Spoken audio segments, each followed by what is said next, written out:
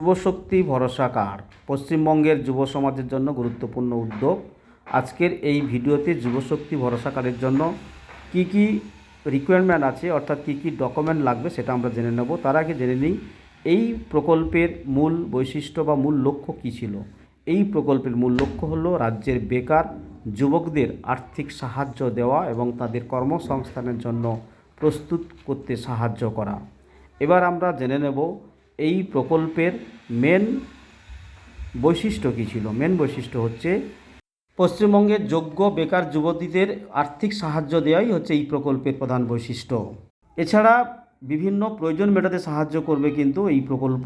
আরও আমরা জেনে নেব এই প্রকল্প থেকে কি কি সুবিধা আমরা পেতে চলেছি বা পেতে পারি, আমরা কিভাবে টাকাটাকে খরচ করতে পারি। তার জন্য যেটা বলা হয়েছে, শিক্ষার খরচ, ইন্টারভিউতে যাওয়ার খরচ, যাতায়াতের ব্যয়, অনলাইন কোর্সের ফি, দৈনন্দিন জীবনের খরচ। এইটা আমাদের কিন্তু বেশ কিছু বেকারদের কিন্তু সমস্যা হয়, অর্থনৈতিক সমস্যার কারণে কিন্তু এই সুবিধাগুলো দেওয়া হয়েছে। এবার আমরা দেখে নেব যে যুবসাথীর সঙ্গে যুবশক্তির পার্থক্যটা কোথায়। যুবসাথী প্রতি মাসে 1500 টাকা করে দেওয়া হতো, বয়স ছিল 21 থেকে 40, ক্লাস 10 পাস, 5 বছরের জন্য। অন্যদিকে যুবশক্তি ভরসা কার্ড মাসে 3000 টাকা, শুধুমাত্র বেকার যারা তারা, বয়সের কোনো সীমাবদ্ধতা নেই এবং অনির্দিষ্টকালের জন্য দেওয়া হবে। এবার আমরা জেনে নেব যোগ্যতার শর্তাবলী কী কী আছে, অর্থাৎ এলিজিবিলিটি রিকোয়ারমেন্টস।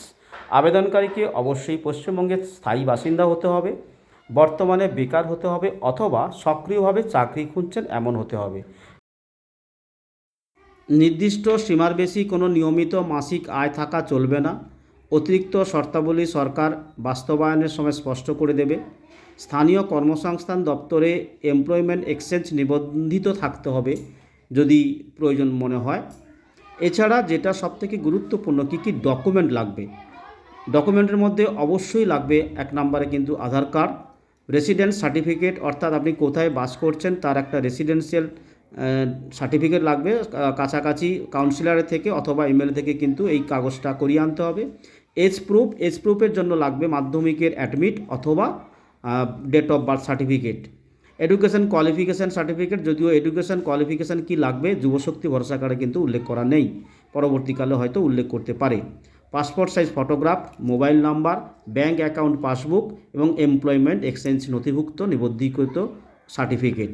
Step 2 apply. কীভাবে অ্যাপ্লাই করবেন সেটা যখন গভর্নমেন্ট অ্যানাউন্স করবে বা যুবশক্তি ভরসা কার্ড স্কিম অফিসিয়ালি লঞ্চ করা হবে তখন কিন্তু আমাদের এই চ্যানেলে আমরা জানিয়ে দেব। ভিডিওটি দেখার জন্য ধন্যবাদ। থ্যাংক ইউ, ধন্যবাদ।